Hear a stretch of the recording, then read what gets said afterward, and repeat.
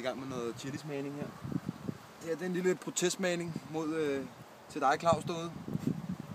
Det her det er simpelthen en habanero af vindstyrke 18.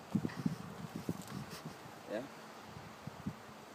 Ser godt ud. Nu har jeg lige taget en hernede. Prøv lige se dem her. Dejligt fine ud. Lige fjerne det øverste, ikke? Ja, der er ikke noget vand at dyppe den i. Den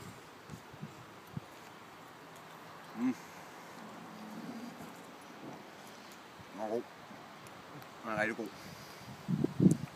Den giver, den giver sådan en... den giver ikke en skid, Claus. Det er chilismagning, det er fucking snydepølser.